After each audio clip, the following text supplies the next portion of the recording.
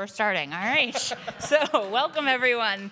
Thank you so much for being here today. I know it has been a long few days. I wish this session was outside on the pool deck, but we'll be here instead. So I'm going to jump right in and introduce myself. My name is Jing Cox-Orrell, and I am the Philanthropy Program Manager at American Student Assistance. We are a national nonprofit changing the way that middle and high schoolers learn about careers and navigate pathways to post-secondary education and career success. And I'm so excited to be moderating this panel with some amazing speakers. So we're here today to talk about really creating future-ready students, right? So how do we make sure students are equipped with the knowledge, the skills, the self-awareness, and the confidence to really navigate their careers and make decisions about their futures? So we often see this divide between career-connected learning and social-emotional learning. And this panel will really focus on why we should be merging the two, since so much of building out career-specific skill sets, students first really need to be aware of who they are, what their identity is, how they show up in spaces, right? Which is really the bread and butter of SEL. So our panelists have some great expertise, experience, and research on combining these two concepts when preparing students to be future ready. So we will hear from them. So I want to open it up first, and we'll start with Andy. So social emotional learning has been a focus of yours and CASEL for quite some time, but it's fairly recently kind of been combined to have this concerted effort to link the two between career development and SEL, kind of given this current political climate. So could you tell us a little bit about your work, some of CASEL's research, and why it's so important to really be combining these two concepts closely? Yeah, thanks, Jing, and thanks everybody for sticking around and coming to this session today. Happy to be here. And yeah, CASEL is an organization that's been around for 30 years. We've got 30 years of research behind us to show the importance and the power of social and emotional learning and the benefits of it for students. And ultimately, when you think about the social and emotional learning skills that students acquire through high-quality social and emotional learning, self-awareness, self-management, social awareness, relationship skills, and responsible decision-making, these are all the things that employers are looking for. They're all the same skills that students are going to need in their post-secondary lives. Yet there hasn't been as much emphasis on looking at how SEL really does prepare students for their future. Here's what we know from CASEL. 63%, and this isn't all our research, this is research that we have accumulated from lots of different places, but 63% of teenagers wish their high schools provided more information about post-secondary opportunities. 63%. I often tell the story that I graduated from high school and went to college as a Japanese major, international business minor, and here I sit. Right? I am a perfect example of the lack of real focus on post-secondary opportunities. Less than half of high school students felt prepared for college or career. Less than half. 41 states have high school graduation requirements that don't meet the minimum standards for admission at the state's flagship university. If this is all true, we need to be preparing students better. These skills that we talk about that students learn through social and emotional learning programming can prepare them better to know themselves well, to know who they are, know what their interests, desires are, what their needs are, etc. I got tons more research that I can share more in a minute, but. So we know you're the policy guy, obviously, based on your answer. But Mark, I want to loop you in as well. So the state of Delaware is doing some really deliberate things to expand social emotional learning in the middle school space as an integral part of kind of its statewide career pathways program. So could you tell us a little bit more about that and share some lessons learned in combining those? Yeah, absolutely. And I think to build off that last point around helping students know and understand themselves is a key component to this work that we're trying to do beginning in middle grades.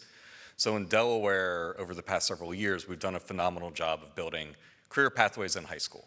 And we've gone from one pathway to now we have over 20, and we went from having 26 students in that one pathway, and now we have over 26,000 students in our state accessing pathways, which represents over 60% of our high school students. So we've had phenomenal growth.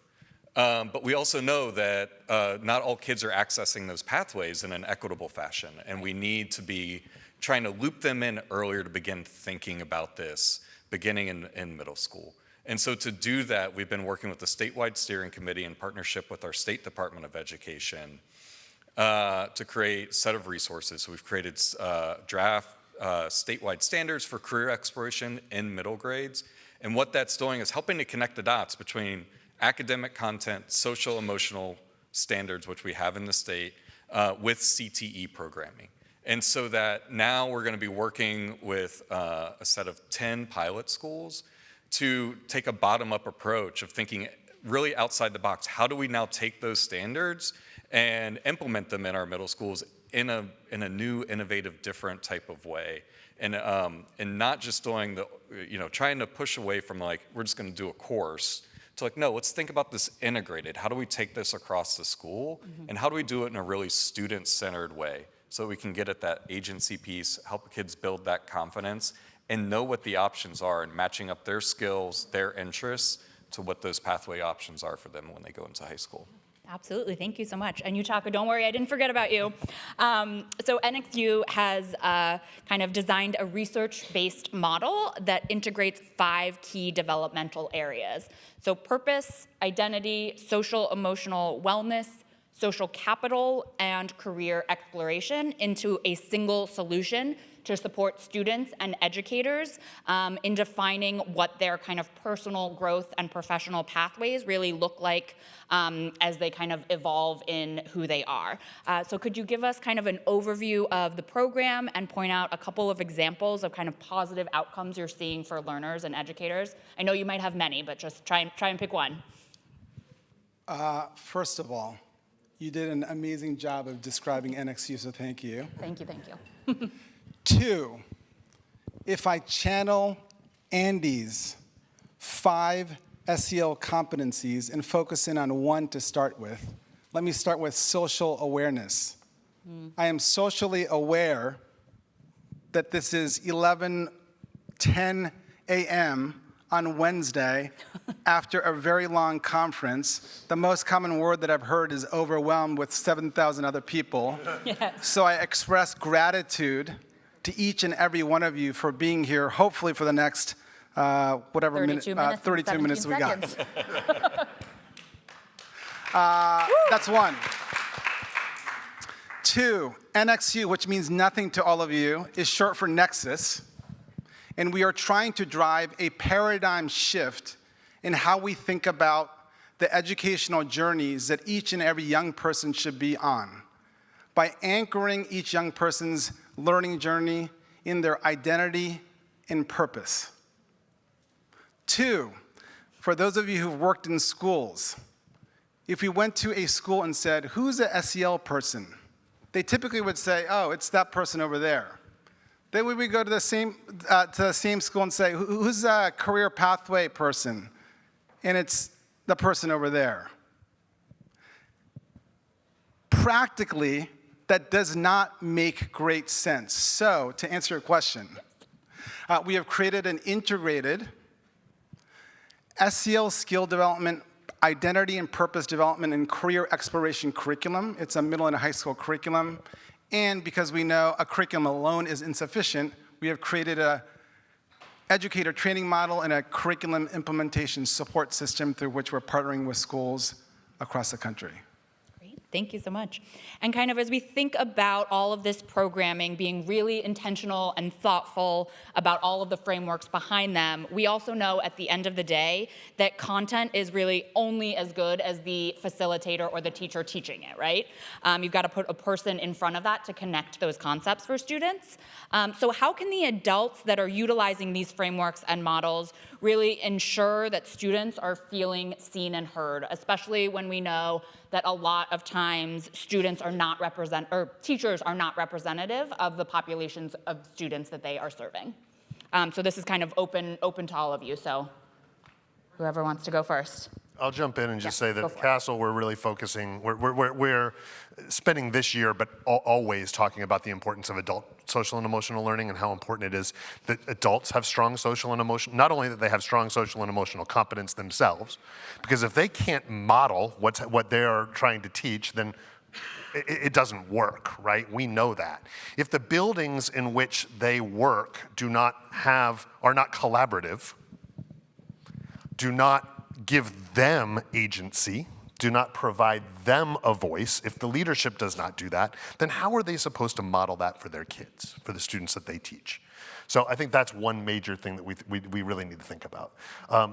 Teacher training is the other major point that we have to talk about here. We have to talk about, this is not, SEL in many cases is good teaching. We just know that. I mean, it's really basically good teaching.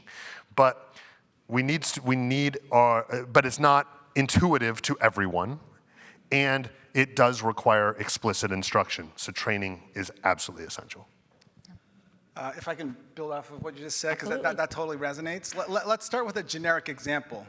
If you were going to introduce a math curriculum or a new English curriculum in a school, we know that a curriculum alone is insufficient. There is no curriculum in the country that can stand alone and be highly effective in a school context. So generically speaking, we got to provide training and we got to support the teachers who are deploying the content. That's one.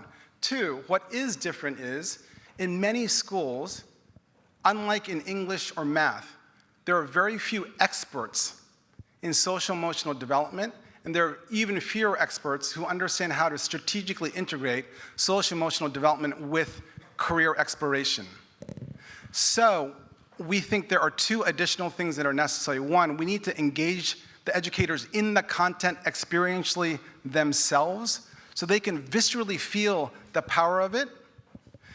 Two, they need to understand how to create a safe environment in the classroom that allows for the level of vulnerability necessary to engage in conversations about identity, conversations about purpose, and linking each young person's sense of identity and purpose with their career pathway, which requires SEL skills. And the last thing I'll say is we have been very focused on assessment, and what we find is this type of content can have very profound, measurable, positive impact on educators' wellness. So for those of you who are attuned to the profound challenges that educators are facing on the front lines day to day over the course of the last 3 years, this type of content could not only positively impact the students, but the educators themselves, and start to reimagine the relationship between those two. Indeed, research, I'm sorry, Mark, but indeed research holds that up, right? That schools that have strong social and emotional learning programming have retain teachers better. Teachers stay there, right? They remain in the classroom. They are happier. I'm sure the burnout is less. Yeah. I'm sorry? I'm sure the burnout is less. Yeah. Burnout is less, thank you. And I think in addition to the teacher piece, one piece that's been really critical for us is the student voice and ensuring that we're bringing students in on this and doing it in a authentic, intentional way. Because we also know kids are smart and they know when they're just being asked just to be asked, right? But like really engaging them in these conversations. So that's one thing we've tried to do differently with this work is really thinking about how to bring those students into these conversations in a way that their voices are heard and are making an impact in what we're designing and building. And as we're helping our pilot schools think about how to implement this, you know, we required teachers have to be at the table for the design, students have to be at the table time, and the counselors. I think the counselors is the other really big piece because they are oftentimes a gatekeeper for these students, both in middle school and as they go into high school, right? And I think that's, you know, the most impactful stories we've heard as we've gone through this process is hearing the students talk about when they have been held back from wanting to take a pathway that they want to go into. And that's, you know, we need to be creating a system that doesn't allow that to happen. Yeah. I just feel like I'm sitting here nodding, going, yeah. And so if we think about all of this, I know continuing on this kind of equity lens, really thinking about how all of these institutions are involved. So Andy, I know kind of within the education system, you also have all of obviously all of these other institutions, right? Thinking about policy, educators, parents, community members coming together. How do you kind of ensure that every student is getting access to these types of conversations in their classrooms? Yeah, I mean, I think it kind of goes back to the last question and making sure that teachers know that everyone can support students. I mean, I think what we need to remember is that, particularly at the secondary level, we see that teachers at the secondary level in particular are content experts, and many times they come and they think that what they're doing is teaching content. But really, our job in education is to teach kids. Our job in education is to help students meet their individual goals and help them figure out how to do that. Some teachers know how to do it and others don't. And they need support. I think we can't expect that it's the school counselor's job to help students figure out which pathway to go on. It's everybody's job. We all need to do it together. We need to work as a team to help students and everyone. SEL is everyone's job, and it's not just in the classroom. It's not just in the schools. It's in the communities and families, and everyone, every person, every adult that surrounds a student helps them develop these essential competencies that will help them be successful in life.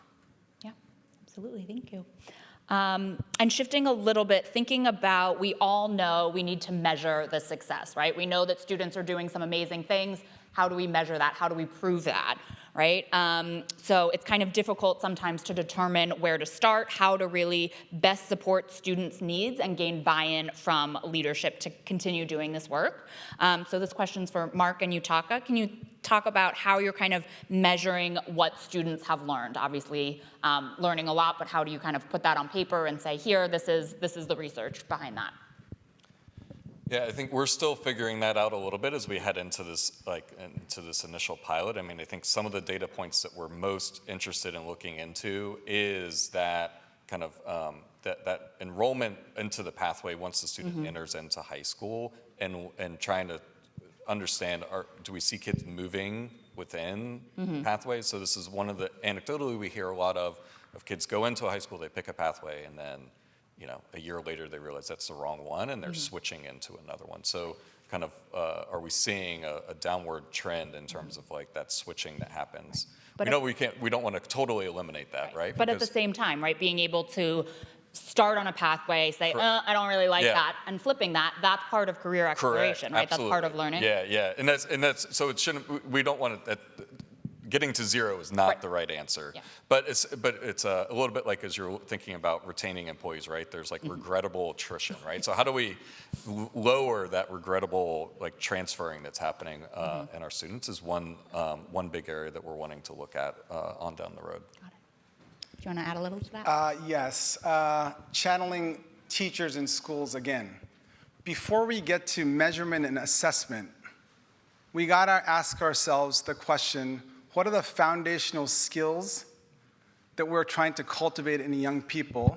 And if we were looking at, again, if we were on a math team together, we would look at the national math standards, we would look at the state math standards, we would go scope and sequence them, we would have a scope and sequence curriculum, we would say these are the standards, let's go create an assessment system in alignment to the standards. So I start with a generic answer because there are nationally recognized SEL frameworks and standards, including CASELs. There are nationally recognized career pathway standards. The work that we think is important to do is at a technical level, look at all of those standards, see where there is overlap, see where there is not overlap, scope and sequence them. Once you create a scope and sequence set of standards, then you could go build an assessment system. And I will say that in this space, I think assessment is critical because there are still many educators, policymakers, even some funders who think SEL is soft. It is not soft, it is measurable. You can see measurable changing young people who engage in this type of content in a structured way. And the more we can measure the efficacy of programming, like the types of programs that we're talking about, the more likely it is that we will elevate the importance of it in the spaces that we're most focused on elevating the importance of it. Yeah. And to add on to that, I think in terms of kind of quantifying impact, that's obviously really important, but also how do you kind of hold student voice, student narrative, student perspectives in that? I think a lot of times that's really, really impactful, and figuring out the best way to really show that so that decision makers can really see the benefit in that. For anyone who would like to answer that?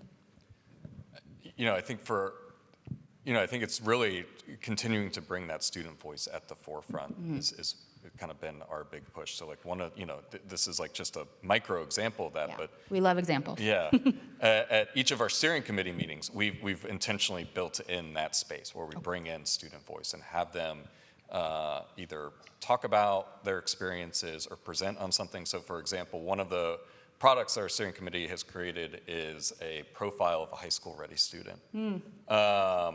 And we made a deliberate decision to create the final product of that. We hired 2 students in a work-based learning experience. Love and it. they did, it was about an 8-week experience for them. We hired two high schoolers who were in a graphic design pathway to do this for us. And so they created a draft. They came and presented that draft to our committee, got lots and lots and lots of feedback on that draft, and then took that, redesigned it for us, and then presented it back out. So I think finding those types of things, both little and big, is really critical to ensuring that we're keeping them at the forefront and in the view of the folks who are making these decisions at whether it's the district or state level, as we're continuing to work with them on the project. But also being able to personalize it for folks, and then also giving young people an opportunity to speak to leadership and be able to kind of practice those skills, be able to kind of work on a pitch and then present that. And I'll also say one of the things we've also tried to work on is we also realized people are really soft and easy on kids in the feedback, and this is one of the things that we've talked about, and we tried to prep some of our committee members of we still need to give honest feedback, right? You need to do it with... They can take on the challenge. Yeah, and you need to do it in a way of being respectful and, gracious for the time they put into this. But just saying everything's wonderful and great isn't helping that student make the change. And so we also tried to, and that's where I think the authentic engagement comes in. And so we've tried to design these in a way that we're able to give those students that critical feedback that they need to both improve for themselves and for the ultimate product that we're trying to create. Andy, I see you popping up. I loved the idea of the high school ready student. We hear about profiles of a graduate and portraits of a graduate all the time, but we don't hear about portraits of a high school ready student, and I love that, and I would love to learn more. So I'm just excited to hear more about what Delaware is doing in that way. Yutaka? For the first 3 years of NXU's existence, all we did was work directly with students in a bunch of different regions. I myself ran programming in Seattle in particular, so I just want to share one example. Yeah. I worked at a high school in Highline School District, south of Seattle, ran just a mere 5-session pilot program. I walk in, it's AM advisory. The advisor says to a student, you're about to fail out of your math class. You gotta get engaged in math. The student gives the type of answer that you would expect the student to give. Flippant. 20 minutes later, we're engaging in one of the early purpose development sessions, which is a difference between what do you want to do and your why. But I asked him, well, what do you want to go do once you're done with school? And he says he wants to become either an electrician or a football coach. I said to him, are you aware that if you're going to be an electrician, you better understand math? And if you're going to be a football coach in this day and age, you've got to understand math and statistics. And I'm not convinced that his math teacher, who may be amazing, without the time and space to engage in understanding each young person's identity, which includes their career aspirations, you can't make the connection in math class when you're teaching a math concept that may seem completely irrelevant on a Wednesday morning to his career aspirations. And one other example that I just want to share at a personal level, you mentioned that you were a Japanese major. No idea, just through that interaction with my social awareness that you shared that, I'm now going to want to talk to you about that, and we're going to build a connection. Yeah. So it can happen at that micro level, and if you can imagine a scope and sequence set of experiences, K-12, that continues to build on that, and you start to integrate career pathway into it, you just can start to imagine, speaking of a graduate profile, a very different profile of a graduate than many schools are producing over the course of the traditionally structured K-12 experience. And I think just if we can get our teachers to begin thinking, our academic content teachers begin thinking about that, not the whole, your whole year, but like 1 unit, 2 units, right? And like making that relevancy piece for kids. I mean, that can go a huge way, because you're absolutely right. Like and we even in high school, we're talking about this and expanding, options for advanced course taking. Because the kid who wants to be an electrician right now, well, what if they decide on down the road, like, actually, I'm really interested in engineering? That's that math level now goes up an extra notch for them. And how do we ensure that we've created that option for them down the road as opposed to narrowing it? Yeah, I mean, the relevancy here is what we're talking about. We're talking about making education relevant, right? And I mean, it's not to expect that the math teacher necessarily knows exactly what an electrician does or what an engineer does or those sorts of things, because they're a teacher, right? And then maybe they've never done those things, or they don't know people that do those things or whatever. But I mean, how hard would it be instead, when we talk about skills, I mean, how many of us, all we've heard about this week, right, in these past few days, is about the importance of skill development, right? And we know that. And we know that these skills that we're talking about, these durable skills that we're talking about, are so vital for people's future. How hard is it for teachers instead, or just anybody that's working, to help students understand what skills they're developing in any given lesson? Mm-hmm. And the objectives that we write on the board.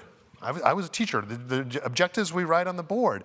Not only just saying that we're going to learn, and I was a Spanish teacher, so I moved from Japanese to Spanish. Wow. So That's unacceptable. I was a Spanish teacher, and so, instead of saying, today we're going to learn the AR preterite tense, and we're going to focus on communication skills and interpersonal skills and those sorts of things, so that students can then name those skills down the road. Yes, today I learned, hey, what did you do today at school? Well, I learned how to communicate better. Yeah. Right? And I think if students can connect it to, oh, this is going to help me in the real world, not just I'm learning this concept and then I'm never going to use it again, you're going to have more engaged students. Sure. Absolutely. Did you want to add something? Go for it. As I was watching some of you tune into what Andy is saying, you exhibited a social emotional skill of active listening. How did Andy know that you were actively listening? You smiled at him, you nodded. This is somewhat intentionally provocative, but if this was a pure SEL lesson and all we were practicing was active listening, and I was listening to you and I was smiling to you and I was nodding, that'd be awkward. It'd be, a little bit. It'd be artificial. But you're doing it in the context of a professional setting where we don't know each other. You can imagine him being up here. It's a little uncomfortable, maybe a little you're being supportive. So that is why I point this out, because at a micro level, we're living right now the power of conceptually integrating SEL skills with careers. I feel more affirmed. Not just because we're practicing, but because it's in a professional setting. So I just wanted to point that micro example out of a much bigger paradigm shift that we're trying to drive through conversations like this. Yeah, perfect. So we can see it in everyday life as well. So I just wanted to steer back a little bit towards this kind of metrics of success, and see, Andy, if you kind of, through CASEL's research, extensive research, what are some kind of best practices in measuring this impact that we have been speaking about? Anything that you've seen that's just been really amazing that you'd love if everyone implemented immediately? Well, I mean, I think that, when you do SEL systemically and at high quality, you see there's all kinds of positive outcomes, right? We know this. Aligned to this conversation, you see higher graduation rates. You see higher post-secondary enrollment rates. You see higher post-secondary graduation rates. You see higher success in college and careers. You see stronger academic achievement. I mean, there's so many different ways that you can see success. I think on a more micro level, I mean, just having students be more engaged, right? It's about engagement. It's about having the classroom and the school environments be safer, be more inclusive, be places where students feel like they belong. All of these things are have been proven with research that are possible through social and emotional learning, and when it's done well and done with high quality. I think we want that for everyone. I think we want that not only for our kids, I think we want it for our adults, I think we want it for our world. I mean, to your point, Yutaka, I mean, it's all about integration, and it's all about, these are skills that we learn throughout life. It's not one and done, it's not over. You know, when you think about what's happening in the world of work, again, something we've been hearing about extensively throughout this conference, 7 of the 10 top skills in the most recent LinkedIn survey, 7 of the top 10 skills are durable skills, social and emotional learning skills. The employers are looking for. 7 of the 10 are these soft skills that are the most sought after. 50% of current employees, according to the World Economic Forum, 50% of all employees that are currently employed will have to reskill on technical skills in the next 5 years. 50%. What will they not need to reskill? They won't need to reskill these durable skills that we're talking. To just build off of what you said, we've talked about the benefit of connecting SEL to career exploration, but there is also benefit to connecting career exploration and pathways to SEL. Yeah. So let me just break that down, because I've looked at similar lists like yours. Forbes got a list of the top 10 important sort of attributes and characteristics. Most of them are soft skills, interpersonal skills, or SEL skills. They use different language. The issue is, take one as an example, teamwork.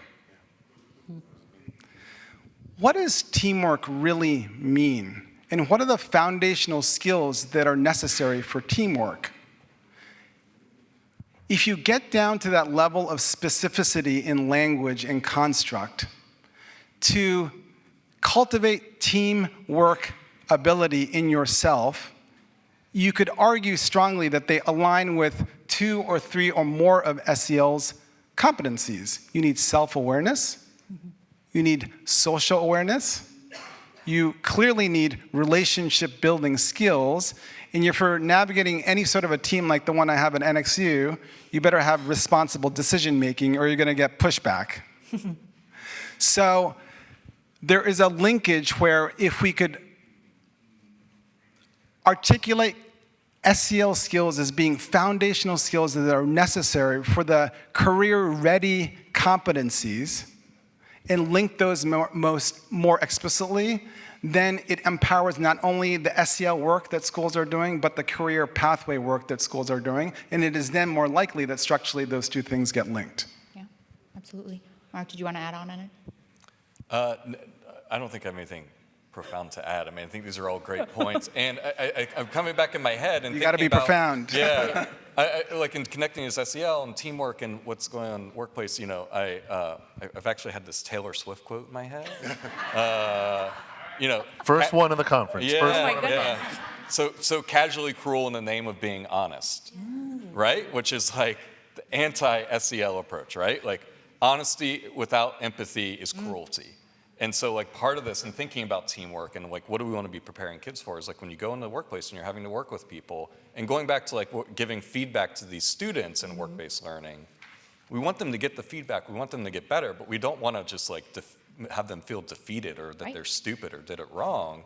But like here's how we're helping you grow and here's how we're going to help you, you know, achieve what you want to achieve. And like that's what we want to be like modeling for them and for them to be able to do once they enter into the workplace themselves. So really, Taylor Swift is just like the most amazing. I mean, of course, yeah, that's. Got it. All right. And I want to kind of close a little bit, but thinking about kind of these overarching systems that we're a part of, right? When we think about measuring success, obviously, and thinking about SEL and students, obviously they are a part of all of these institutions, whether or not they choose to be or not, right? Policymakers, educators, business leaders, community leaders, what have you. How can we really kind of talk about SEL and career development in a way that will be, number one, accepted and kind of understood by all, but also really acknowledged as a critical need for students to really be future ready?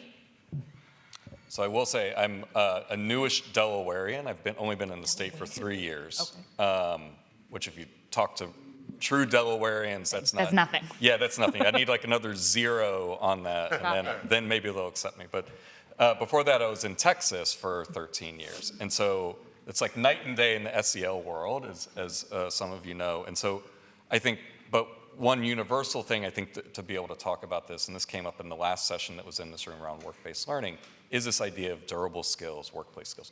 What employers are saying they need the most is SEL.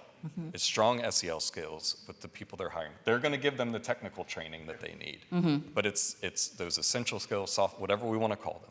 It's all about SEL. And I think that's one universal way to be talking about this, whether you're in a red state or a blue state. Thankfully, I'm now in a state where we can talk about SEL openly and the importance of it in multiple ways. But I think that's a universal way to talk about this that is going to get at something that everyone understands. Absolutely. We're in California. We are. So let's use the electronic vehicle movement as an example. We need policy changes. We also need incentives. And if we're going to catalyze a change in how we think about SEL and career, we need multiple constituents, many of which Jing just read off, to be coordinated in an aligned direction. Some of you are funders here, I imagine. Some of you are program model operators. Some of you may be educators, and some of you may be researchers and policy makers.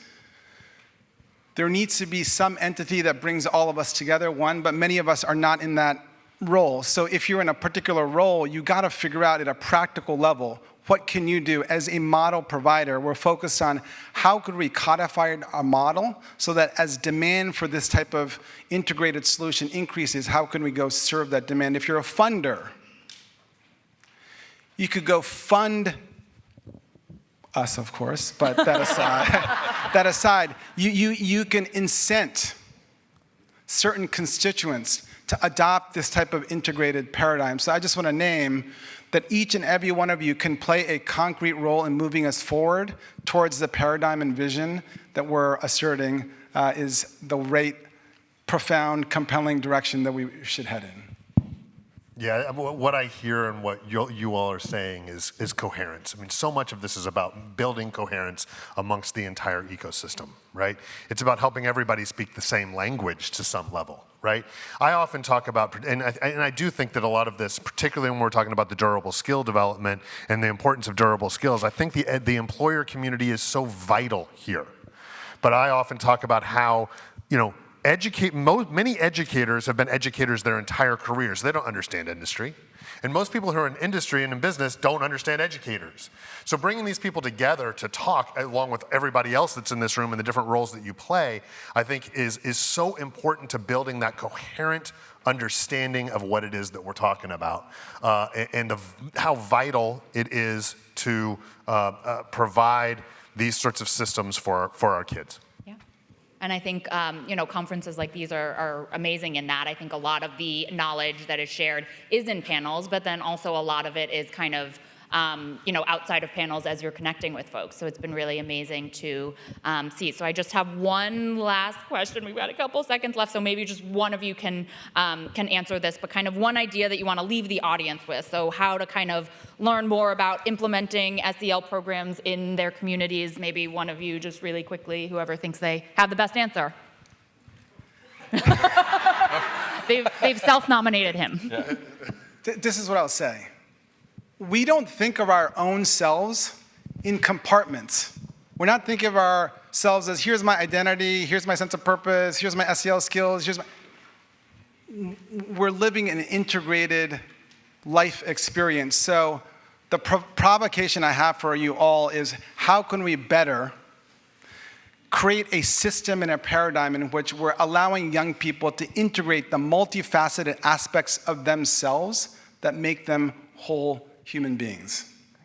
And we'll end with that. Thank you so much for being here. Thank you all very much.